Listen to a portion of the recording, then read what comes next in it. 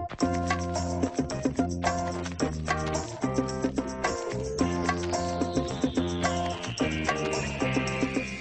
it's Isabel from thedietsolutionprogram.com, and today I'm going to tell you something very, very shocking, and that is that saturated fat is not the cause of heart disease.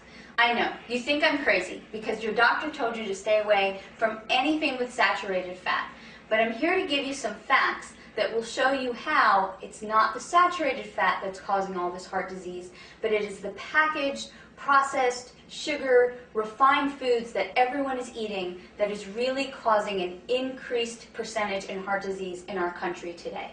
So the simple fact is that before 1920, the incidence of heart disease was very, very low. And not until about 1950 did we see this increased rate of heart disease. I mean, I think the percentage now is heart disease kills 40% of the population, and that actually must be an old statistic. I'm pretty sure that it's a lot higher than 40% right now. So what happened between 1920 and 1950 that caused this increase in heart disease? Now, if the truth is that saturated fat is what's causing heart disease, we would assume that people now eat more saturated fat during that time. But actually, I have some interesting facts that came straight out of Sally Fallon's great book, Nourishing Traditions. And this is what she writes.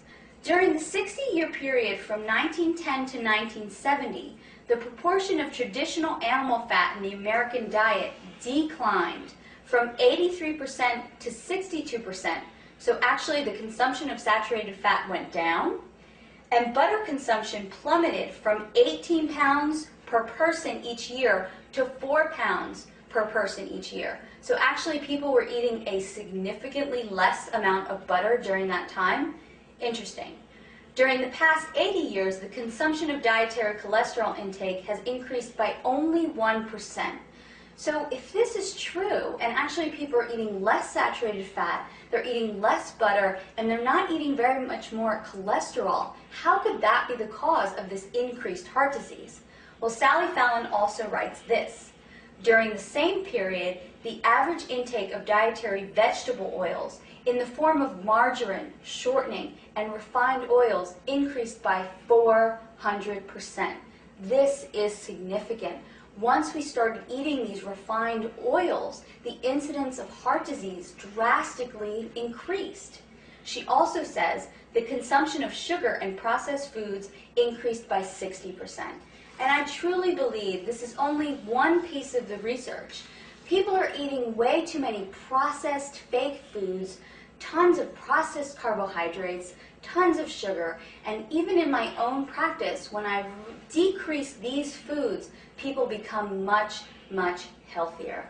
So taking these facts into account, it is not the saturated fat. It's not the healthy, organic, raw butter that you can cook with that's causing heart disease. It's not the unrefined organic coconut oil. It's not the natural grass-fed beef. These things are okay. And it's not the egg yolk that's giving you high cholesterol. It's these processed foods, it's cakes, it's cookies, it's tons of pasta, tons of bread that's causing the incidence of disease.